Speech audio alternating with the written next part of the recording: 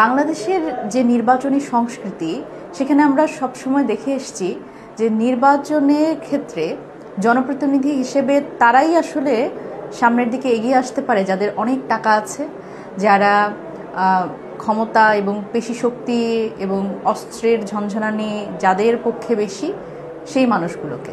কিন্তু আমরা কখনো খেয়াল করিনি যে যারা আসলে সত্যিকার অর্থেই জনগণের কথা শোনে এবং জনগণের সাথে যাদের সম্পর্ক খুব নিবিড়, সেই মানুষগুলোকে সংসদে যেতে।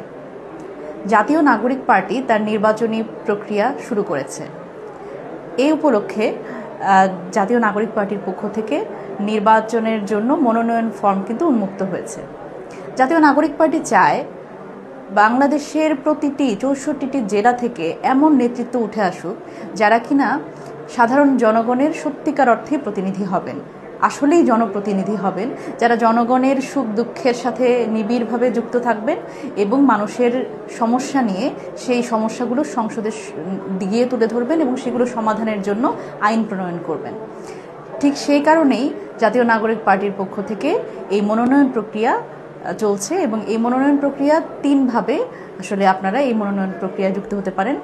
আপনারা যদি নিজেদের যোগ্য প্রার্থী মনে করেন তাহলে জাতীয় নাগরিক পার্টির কেন্দ্রীয় কার্যালয়ে এসে মনোনয়নপত্র সংগ্রহ করতে পারেন এবং আরও একটি প্রক্রিয়ায় আপনি এই মনোনয়নপত্র সংগ্রহ করতে পারেন আমাদের উত্তর এবং দক্ষিণাঞ্চলের যে সংগঠকরা আছেন সেই সংগঠকের কাছ থেকে আপনারা কিন্তু এই মনোনয়ন ফর্ম সংগ্রহ করতে পারেন এবং বিভাগীয় সংগঠক হিসেবে যারা আসলে কাজ করছেন 10 জন বিভাগীয় সংগঠক, সেখান থেকেও কিন্তু আপনারা এই মনোনয়ন ফর্ম সংগ্রহ করতে পারেন।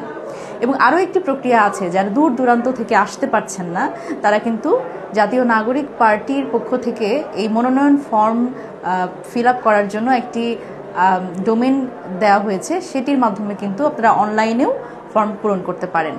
সেই ডোমেনটি হচ্ছে nomination.ncpbd.org। এই মনোনয়ন ফর্ম এই জায়গা থেকে আপনারা পূরণ করতে পারেন। সুতরাং বাংলাদেশের যে একটা নির্বাচনী সংস্কৃতি আমরা এতদিন দেখেছি, সেই নির্বাচনী সংস্কৃতিতে কখনো মনোনয়ন ফর্ম কারা তুলছে, কারা আসলে প্রার্থী হিসেবে মনোনীত হচ্ছে, এই বিষয়গুলো কিন্তু দল থেকে কখনোই পরিষ্কার করা হয় না। সুতরাং এই অস্বচ্ছতা আমাদের কিন্তু এই এত বছরে আমরা ভালো কোনো প্রতিনিধি পাইনি। সুতরাং আপনারা যারা আসলে সমাজের শিক্ষক, সাংবাদিক, ডাক্তার, ইঞ্জিনিয়ার, যারা আসলে সত্যিকার অর্থে মনে করেন নিজেদের যোগ্য, এবং আমাদের শ্রমিক, কৃষক, যারা সত্যিকার অর্থে মনে করেন যে তারা সংসদে গিয়ে তাদের কথাগুলো বলতে চান, সেই জায়গা থেকে তারা কিন্তু এনসিপির কেন্দ্রীয় কার্যালয়ে এসে তাদের এই মনোনয়ন ফর্ম কিন্তু আপনারা নিতে পারেন।